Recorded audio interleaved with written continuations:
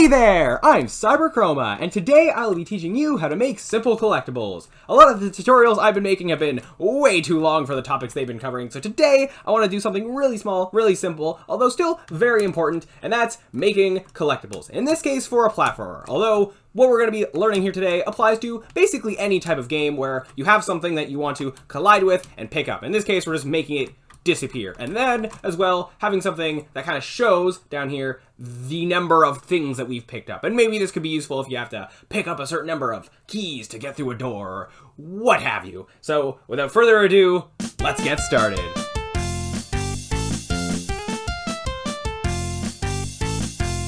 Alright, so to begin, we're going to quickly go over everything that we have in our scene, just to get on the same page, and so we can just get straight into making our collectibles. So going into play mode, as we can see, we have a 2D platformer sort of thing where we can move, we can jump, we have different platforms just for variety's sake, and that's all there is to that. Just something that can move, just so we can actually move into our collectibles, pretty much. If you're watching this, I'm assuming you probably already have some kind of character, hopefully, set up, and you're just trying to figure out how to actually, create collectibles for like a platformer or whatever it is you're trying to make. So, quickly going over like how this is being done. So we have a player move script, a player jump, this player collect script that's actually empty right now because it's what we're going to be programming here today, and then a ground detection script. All of this is stuff that's covered in previous tutorials I've made, specifically, I think one I made called side scroller movement tutorial and player jumping tutorial, something like that. Yeah, so the code from both of those just mashed together and then changing some values here just to make that all work together, and that is what made what you're seeing here. So then we just have an environment that's just a bunch of cubes just strewn about, some colors and all that. As you can see, we have a materials folder that just has the colors of everything we have here, including a collectible material that is about to be used, not used yet, and a low friction physics material that's just making the cube a bit more slidey. Now, also, if we go into our scene view, you can see that we're actually technically working in 3D. We just have some 3D cubes and all that set up. No real reason for that. This would work exactly the same in 2D. This is just what I decided to do. Also, it allows me to stay in Unity. I don't have to make sprites in external programs or whatever. But anyways, making collectibles, how we're going to go about doing it should work basically the same way. 3D, 2D, whatever. So now in our project window here, we have, materials folder that I just said, an empty prefabs folder. We'll get into how we're using that in just a second. The scenes folder, that is the level we're currently in, and the scripts folder that has all these scripts here. The move, which actually you can see over here what's actually in them if you don't want to go to the other tutorials.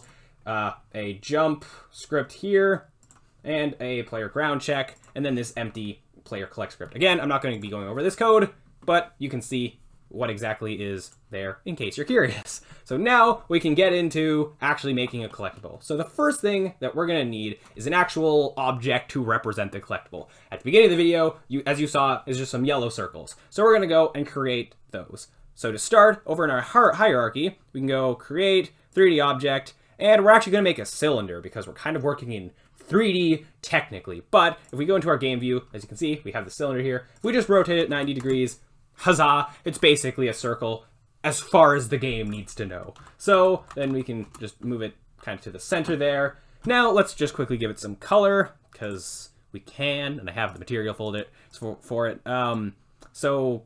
Collectible material, drag and drop onto our object here. Huzzah, we're basically almost there. Now we just need to make it actually work. So on our collectible object, which we should probably go and actually name it, because naming objects is important for knowing what they are, I guess. Oh, if I can actually spell things correctly. Now, in order to actually get this to work, the actual meat of this tutorial, how we're going to do this. So, well, depending on how you're making collectibles in your games, things could be slightly different, but specifically, the behavior that we want here is our player touches this collectible, and then it disappears. And then somewhere we keep a record, a number of how many of these collectibles that we have collected. Now, you could also represent this like on the screen with UI, and that probably would be a good thing that you'd want to do, but we're not going to be worrying about that right here, right now. So the first thing that we want to do is we want to be able to hit our collectible and then do something. So how we're going to be going about doing that is over in our collectible, we need to set up something called a trigger collider. Now, the way yeah, that we can do that is actually, we already have a capsule collider here on our collectible here. We can just check this is trigger box here, and that'll make it so that when we touch the collectible, we won't bounce off it necessarily like we would with like the ground. We won't actually hit it, but we can through code see, oh hey, we hit this collectible, and then we can do stuff with that. So setting this to is trigger will allow us to do that, and again without actually bouncing off it, because we don't want to be bouncing off our collectibles as we're collecting them. So now over on our player, we have this player collect script. We're going to actually go into that now and start coding this to work. Now, this is a completely empty script because there's actually not a lot of code that we're going to need to write here, which is good, I suppose. Going to be efficient or whatever. So to start here, first thing we're going to want is, as I said before, something to keep track of the number of collectibles that we've gotten. We're not actually going to be using anything with this, just kind of showing it, just to have that number tally there. So we're going to make a... Actually, we're going to make a public int so we can see it in the inspector. Just so we can see the value. We're not going to be editing it there. We're going to make this an integer, and we're just going to call it num collectibles. Yeah, that should be self-explanatory. So now, to actually test whether we are collecting these collectibles. So on our player, remember that this script, player collect, it's attached to our player. We want to see, did we touch a collectible? So now how we're going to be doing that is using a function... void on trigger enter. Now, if you're making a 2D game, dealing with 2D colliders, you'd use on trigger 2D, but everything else should be exactly the same. So we're going to use on trigger enter, and then it brings all this stuff here. So this is a function that's going to get called by Unity when this object, which is the player, enters a trigger collider. It's kind of in the name. As well, you may have noticed there are other functions, on trigger stay and on trigger exit. Those are kind of very similar. They would call these sections of code. So in this case, when you enter a trigger, when you're staying in a trigger, so as long as you're inside of a trigger collider, or when you exit a trigger collider. So hopefully that's all making sense. Again, the trigger collider is, the collider in this case of the collectible that we want. Now in this case though, the only thing that has a trigger collider is our collectible. So we could just leave it there and then be like, oh, we entered a trigger, it must be the collectible. But realistically, for an actual game that you might be making, you might have all these different things that have all these different trigger colliders on them. So you need to distinguish what is what. How do you know, did I collide with a trigger that's the end of the level, a hazard maybe, or the collectible? You want to be able to distinguish between these different things. So how can you go about doing that? Well, my dear viewer, you can go about doing that with something called a tag. So we can actually give all of our collectibles a thing that says, this is a collectible. All of our, maybe hazard being like, this is a fire hazard, or this is a poison hazard. Maybe they react differently. Or if you fall off the level in like a 2D platformer, oh, this is like the kill plane at the bottom of the level. Or checkpoints, or I'm just giving a bunch of different examples here, but hopefully you get the point. So actually, before we write some code here, we're going to go back to Unity real quick, and on our collectible, at the top here, we have some things. So tag and layer. Now, I've actually, in this project, I've used this layer thing to create an environment layer. That is how we're doing the ground detection. But again, that's from another tutorial. But this tag here, we can give a bunch of different objects the same tag, and then use that to say, hey, these are all collectibles and stuff like that. You could also go off, technically, you could go off like the name of the object itself, like this thing is called collectible, but that's usually not necessarily a great thing to do. If you have a bunch of different objects with different names, and they all should be the same, they should all be treated the same way. In this case, we're gonna be calling them collectibles. So, actually, over here, on the tag, at the bottom here, we can go add tag, and this brings us to this different area thing here. So, we have a thing here called tags. It says list is empty. We can hit the plus button and we can add a tag. In this case, we're gonna call it collectible. Simple enough. So that allows us to add new tags that we want. There were some like predefined tags there, like player and stuff like that. But here we can just make our own tags, whatever we want to call them. As well, here's all the layers that you can make in sorting layers. But that's all different stuff for other ways of identifying a bunch of different objects as the same type of thing. So now that we've made new types of tags, we still have to actually go back to the collectible and then actually set the tag. Hitting add tag here just goes to a separate thing just to make new types of tags. But then we have to go back here to actually set the new tag that we want. So here we're going to set it to collectible. As well, if we now make multiple collectibles, hypothetically, well, actually, that probably was not a good thing to do it that way, but if we make a bunch of different collectibles and then move them all around the level, like so. Actually, there's 4. I can just move this one over. So now we have all these different collectibles with different names, and over here we can have them all have the same tag, which is collectible. Now, as we're also going and just making lots of collectibles, something that we want to do just to make things a little bit easier to work with is, rather than just duplicating all those collectibles like that, say we want to make a change to the collectible, to all of them, we'd have to go and do that for every single collectible. We don't really want to do that, or there's a much better way to go about doing that, and that's by making it a prefab. So over here in this folder called prefabs, if we just go and drag our collectible into this field here, it gets saved here, and now it is a prefab. And what does that mean? Basically, we can duplicate this object, move these collectibles around our level just to have multiple collectibles to work with. Just trying to, move a few around there.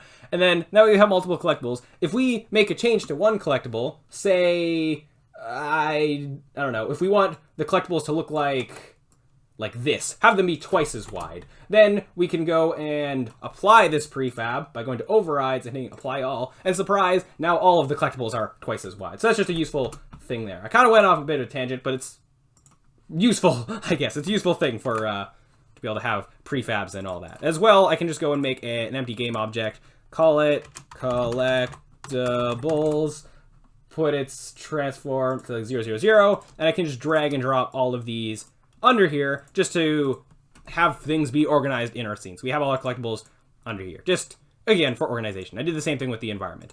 Now let's go and finish off our collectible and make it actually work the way that we want it to. So now we can go over to back into our code here, and on trigger enter, we've hit a collider. Now we want to go and see what is the tag of this game object and is it collectible. So how we can go about doing that is going if other, and other is this collider, the actual collider of the thing that we hit.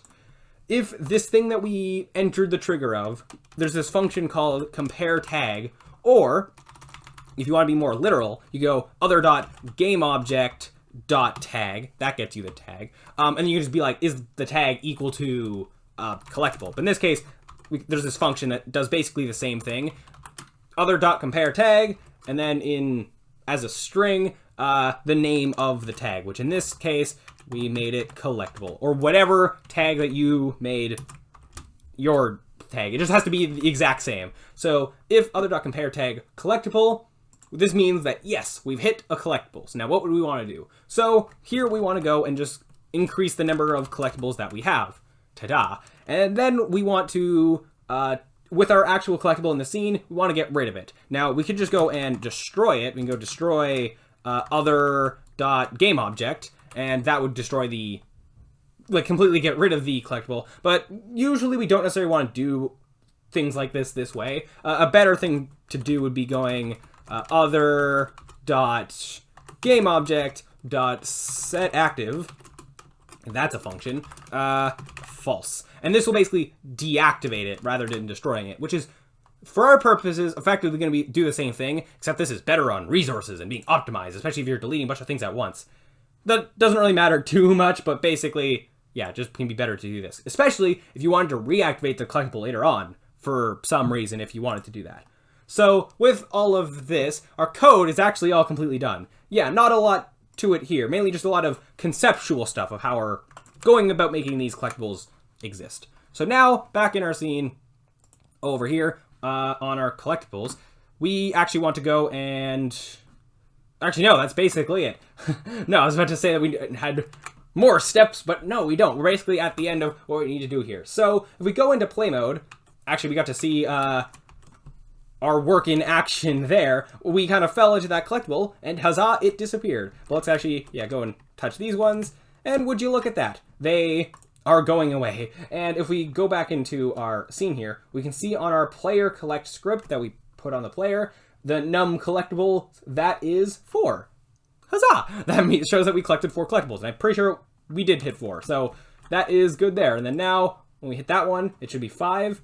Huzzah! So there we go. There you have it, ladies and gentlemen. We have made a simple collectible to be able to collect. I'm saying the word collect a lot, but it's kind of necessary given the topic. Now, that basically brings us to the end of this tutorial. Not a lot to it, but there's a lot that you can do with this. Now, there's a lot you could do to make it look fancier. Like right now, we're just getting rid of the object. Maybe you could have a little particle explosion or, you know, something on screen that's like, you got a collectible. Or maybe even making the collectibles more appealing. Like, you do like a, I don't know, make it shine or spin or like a rainbow effect or stuff like that. There's a lot of different things you can do to make it look fancy. But I think that's going to be more up to how you're specifically using this in your games. Right now, I'm just kind of trying to do a generic thing that's going to work for most cases. And this could work for things outside of just collectibles. Like, I have no examples there, but I don't know, picking up keys or to open a locked door or something.